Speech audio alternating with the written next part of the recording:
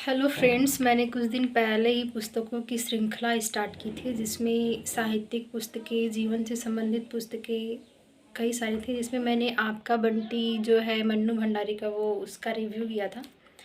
अभी पुस्तकों के क्रम में एक दूसरी पुस्तक है, वो है you can heal your life.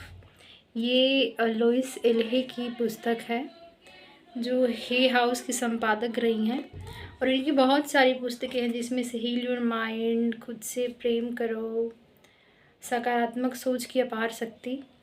इसमें कई सारी पुस्तकों में मैंने यही पढ़ा है, और मुझे ऐसा लगता है कि जिस तरह से हमारे जीवन में रामायण, महाभारत जैसी धार्मिक पुस्तकों को बहुत महत्व दिया जाता है और उसको कई हद तक अपने जीवन में उतारने का प्रयत्न किया जाता है, उसी कड़ी में लुइस एल्हे की जो ये पुस्तक है you can heal your life भी बहुत महत्वपूर्ण हो जाती है।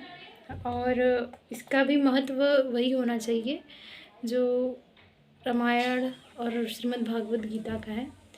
इसमें ये बहुत ही सुंदर तरीके से, सुसज्जित तरीके से हमारे जीवन के हर समस्याओं का निदान जो है वो वैचारिक स्तर पे करने का प्रयास की हैं। वो कहती हैं कि जितनी भी समस्याएं हमारे जीवन में वो वैचारिक स्तर पे हैं। अगर हम विचारों में परिवर्तन कर सकते हैं तो अपने जीवन में भी परिवर्तन कर सकते हैं।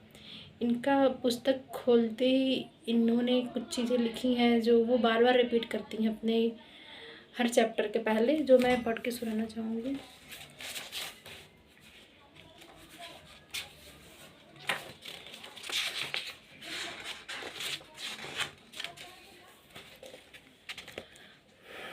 इस जीवन की अनंतता में मैं जहाँ हूँ सब संपूर्ण और परिपूर्ण है, फिर भी जीवन सदैव बदलता रहता है।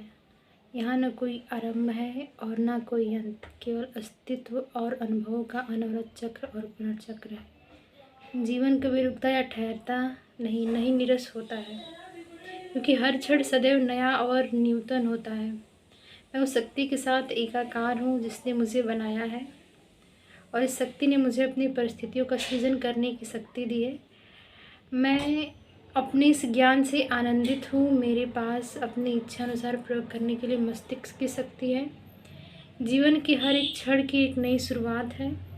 जैसे कि हम पुराने नए की तरफ बढ़ते हैं, यहाँ अभी इसी क्षण मेरे आरंभ करने का एक नया बिंदु है।